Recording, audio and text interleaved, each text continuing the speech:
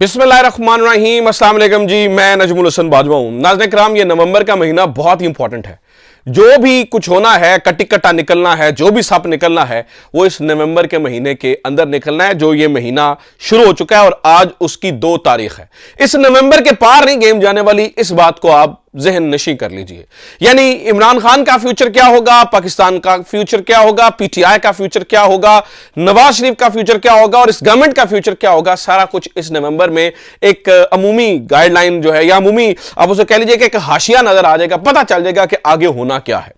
मैं ये नहीं कह रहा हूं कि इस महीने में गवर्नमेंट खत्म हो जाएगी, इस महीने में पीटीआई दोबारा हुकूमत में वापस आ जाएगी, मेरे कहने का ये मतलब नहीं है। लेकिन होना क्या है, वो कहते हैं ना कि वो होने से पहले सारा वो जिस तरफ हालात जा रहे होते हैं, जिस तरफ की हवा चल रही होती है, वो बच्चे बच्चे को नजर आ जाता है।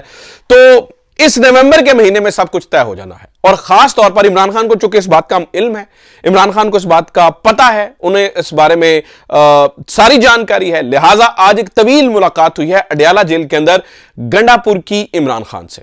और इस मुलाकात में इमरान खान ने फाइनल कॉल का कह दिया है और गंडापुर ने भी बाहर निकलकर आज इस बात का इशारा दे दिया है। अब इस बार लॉन्ग मार्च नहीं होने जा रहा है। इस बार कोई सिर्फ सादी सादी ये बात नहीं होगी कि हम डी चौक आएंगे, हाथ हिलाएंगे, केपी के हाउस चाय पीने जाएंगे और उसके बाद वापस चले जाएंगे। गंडापुर साहब के साथ डी चौक वाले एपिसोड के बाद ये इमरान खान की पहली मुलाकात थी। ऑब्वियसली इस मुलाकात में बहुत सारी चीजें डिस्कस हुई हैं, जो गंडापुर साहब ने किया, जो नहीं करना चाहिए था, जो करना चाहिए था, किस तरह से एतमाद में लेना चाहिए था, वो सारी चीजें डिस्कस हुई हैं। लेकिन अब फाइनल कॉल दे दी गई। इमरान खान ने अपना लाहे अमल बता दिया है कि मैंने करना क्या है। तो पीटीआई क्या करने वाली है और इमरान खान ये क्यों कह रहे हैं और 9 तारीख को क्या होने जा रहा है। 9 तारीख को जो उन्होंने कह रहे हैं, हम बता देंगे हमारा लाहे अमल क्या है, वो क्या होने जा रहा है, पीटीआई के ज़हन में इस वक्त क्या चल रहा है, इस पे बात करेंगे। मैं आपको ये भी बात बता दूं कि इमरान खान के वकला ये कह रहे हैं कि इमरान खान के केसेस, जितने भी केसेस हैं, वो इस नवंबर में खत्म हो जाएंगे। यानी कि जो लीगल माइंड कहता है, ऊपर से कोई और ड्रामेबाजी ना हुई तो लीगल केसेस इमरान खान के इस महीने में, नवंबर के महीने में, वो भी खत्म होने जा रहे हैं। लिहाजा November is very very very very important. Imran Khan का प्लान क्या है और दूसरी तरफ जुडिशरी का प्लान क्या है। आज जस्टिस याहिया अफरीदी ने एक और बड़ा जबरदस्त एक सिंबॉलिक पैगाम दिया है। आज जस्टिस याहिया अफरीदी की एक पीटीआई की अहम शख्सियत से मुलाकात हुई है और इस मुलाकात की तस्वीरें भी जारी हुई हैं और इन तस्वीरों के बाद जो लीगी कैंप है उनमें आग लगी हुई है, मायूसी के साए हैं और परेशानी ही परेशानी है। इसके अलावा नाज़रीन इकराम और भी खबरें सुनिए, और भी बड़ी मजेदार खबरें हैं। नवंबर के महीने में बताया जा रहा है कि नसण वालियां ने नस जाना है। गारंटी के लिए 2 लोग हुकूमती जो हैं वो यहां पर रहेंगे, बाकी नसण वाले नस जाएंगे। तो ये पूरी कहानी क्या है, ये पूरा चैप्टर क्या है, ये क्या चल रहा है, क्या हो रहा है, इसके ऊपर जरा तफसीलन बात करते हैं। और मैं एक मेरी कोशिश होगी कि मैं आपके सामने जरा पिक्चर वाज़ेह कर सकूं कि पीटीआई के ज़हन में, इमरान खान के ज़हन में इस वक्त क्या चल रहा है।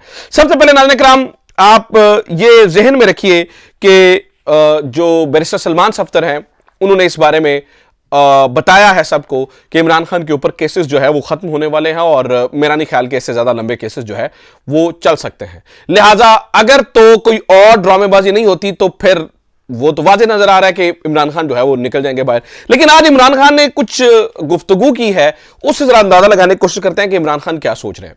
देखिए, सबसे पहली बात है कि इमरान खान डील नहीं करने वाला। मैंने सुबह भी आपको बताया था कि इमरान खान डील नहीं कर रहा, खामोश हुआ है, डील नहीं है ये।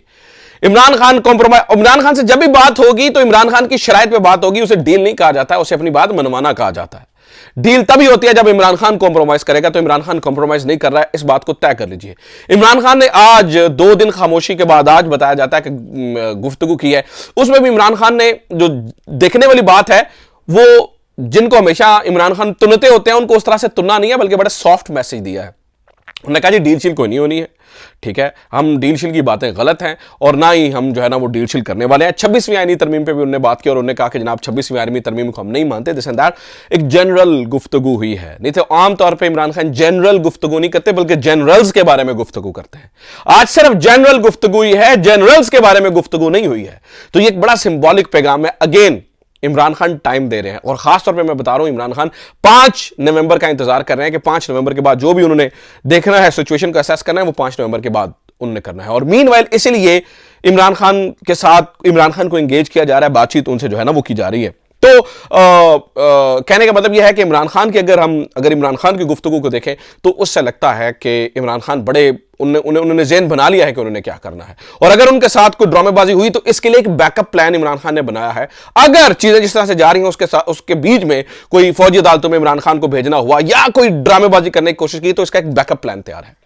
वो बैकअप प्लान गंडापुर के साथ मुलाकात में आज तफसीली तौर पर डिस्कस हुआ है।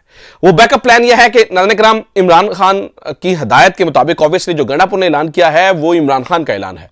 गंडापुर ये कह रहे हैं कि अब हम 8 नवंबर का जलसा मनसूख कर रहे हैं और हम 9 नवंबर का एक जिरगा बुला रहे हैं, सवाबी इंटरचेंज के ऊपर हम इकट्ठ करेंगे और हम आपको बता देंगे कि हमने क्या करना है।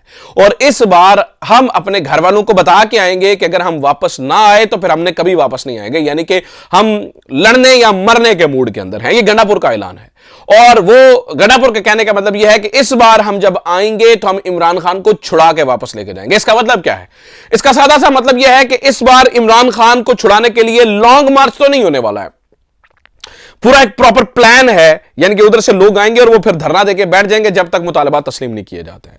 और ये धरना किस किस्म का होगा? ये धरना इस किस्म का होगा जिस तरह से सलमान अकरम राजा साहब कहते हैं कि 4 लाख लोग आ जाएंगे तो फिर ज्यादा लोगों फिर कोई चीज बाकी नहीं रहेगी। इस दफा प्लान ये किया गया है कि पुलिस को इंगेज किया जाए मुख्तलिफ इलाकों के अंदर, और वो इस तरह से इंगेज किया जाए कि उधर हर जिले से लोग निकलें, और वो बेशक इस्लामाबाद पहुंचे ना पहुंचे, यहां केपीके से 3-4 लाख लोग लेके इतना बड़ा काफिला लेके जाया जाए जिसे रोकना नामुमकिन हो जाए। और पुलिस की जो जरूरत है वो अपने जिलों में पेश आए ताकि पुलिस की नफरियां इस्लामाबाद में ना पहुंच सके, क्योंकि गंडापुर का मानना यह है ये 10 जिलों की पुलिस वहां पे बुला लेते हैं और फिर हमारे से जो है ना उनके साथ लड़ना मुश्किल हो जाता है।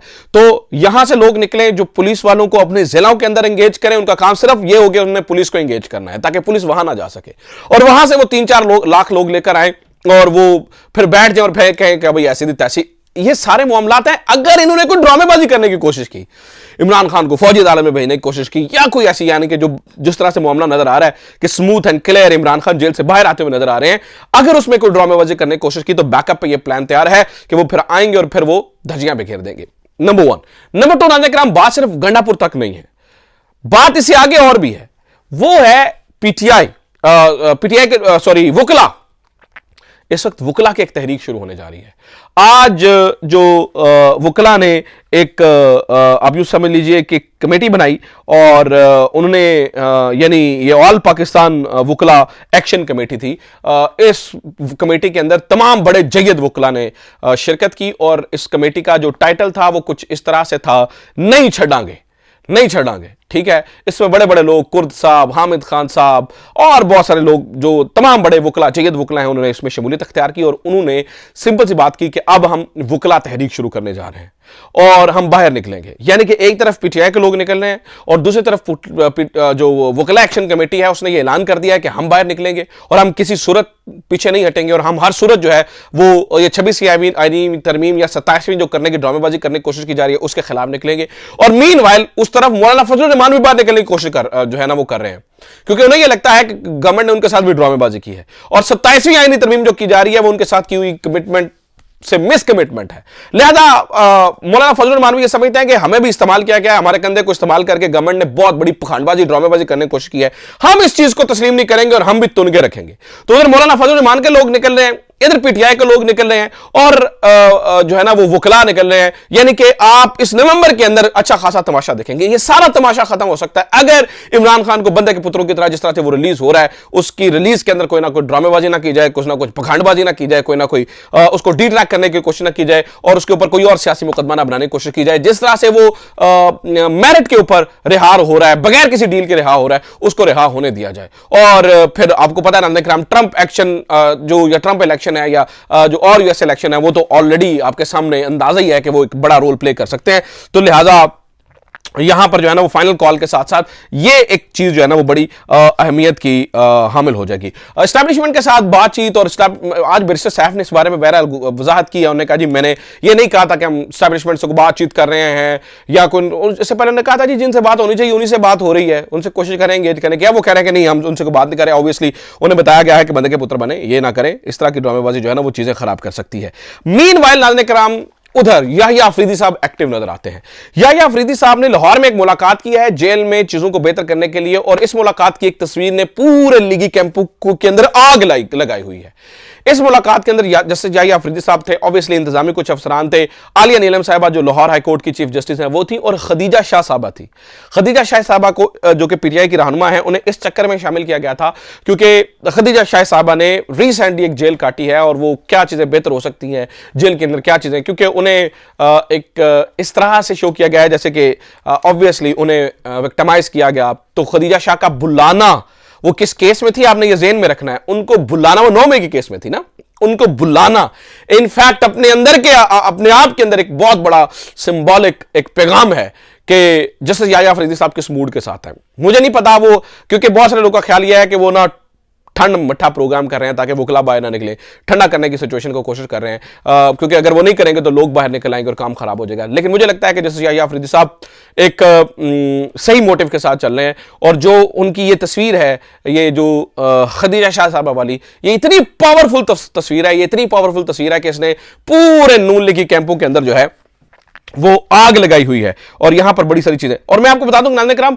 अभी देखें ना नून लीग ये अभी बाज नहीं आ रहे हैं। जैसे यास्मीन राशिद को अंदर डाला हुआ है जेल के अंदर, और उन्हें रखा हुआ है जेल के अंदर। इसके अलावा मुसर्रत जमशेद चीमा, मतलब 1 महीने से उस बेचारी को दोबारा से पकड़ के जेल में डाला हुआ है। इसके अलावा सिमाविया ताहिर, इंतजार हुसैन पर जो था वो अभी तक वापस नहीं आए, उनकी आज की तारीख था वो, लेकिन वो वापस नहीं आए। तो बहुत सारी चीजें तो ऐसी हुई हैं जिनमें जो है ना वो गड़बड़ हो रही है, और मामला जो है वो खराब नजर आते हैं। बहरहाल नाज़रीन किराम, अब अगर मैं आपको सादे तौर पे बताऊं, अगर मैं आपके सामने सादी सादी कहानी रखूं, तो वो सादी सादी कहानी ये है कि इस वक्त जुडिशल कमीशन का इजलास भी बुलाया जा रहा है। ये पहला जुडिशल कमीशन का इजलास है। इसके अंदर अब तक की जो जस्टिस याहिया की सूरत हाल नजर आती है वो थोड़ा सा मजबूत नजर आ रहे हैं। 1 वोट का फर्क है। मिसाल देता हूं मैं किस तरह से, इसके अंदर अभी मैं वोट गिनवाता हूं।